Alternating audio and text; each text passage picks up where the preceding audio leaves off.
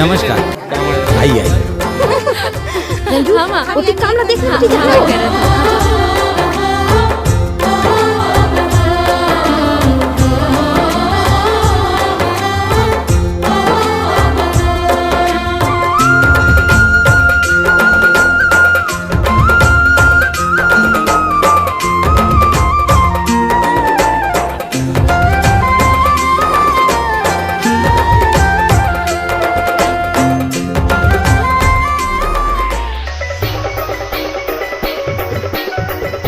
तो संगवारी हो, बहुत दिनों के बाद आप सबसे मिलने के बहुत खुशी होती है। लगभग वीडियो आए हमारे 2 महीना हो गया, 2 महीना बाद आप सबसे मिलते हैं, बहुत खुशी होती है आप सबसे मिल के। संगवारी हो हमन तो आज के इस ब्लॉग में हमन आप हमारे घर में जो कि शादी होती है, दीदी की शादी होती है, तो कर ब्लॉग बनाए वीडियो कुछ बनाए तो हमन वॉइस ओवर करते हैं। कबर बहुत सारे वीडियो हमन बनाने से आप सबको जाना तो कि शादी बर बिहा के घर में है बुदा काम छोड़ के से वीडियो बना ले गाड़ी खाए मिलती, ठीक है। तो वो फ्रेंड बना रही मन बना देंगे, तो धन्यवाद। तो चलिए शुरू करते हैं। तो संगवारी सबसे पहले पेट पूजा और बाद आज के कार्यक्रम शुरू करबो। तो यहाँ पर देख सकते तो बड़ा बन चुके हैं और भजिया बनावर बाची से। तो यहाँ पर हमारे बड़े भैया जो कि भजिया बनाते हैं और चाचा जी भी साथ में दोनों जन भजिया बनाते हैं, देख सकते तो मस्त।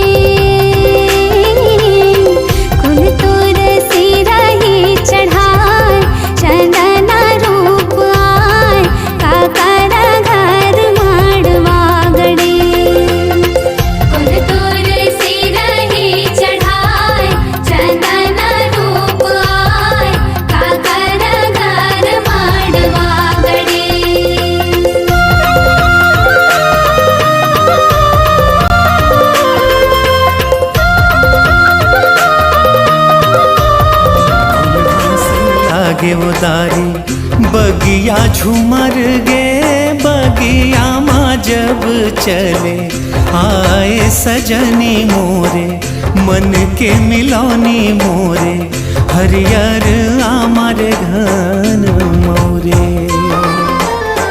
तोरे पीरत के रंग माँ ऐसन रंगे हवो सपना की सुरता दिन में आते सजन मोरे हरे बनवा मोरे हरियर आमर डार मोरे।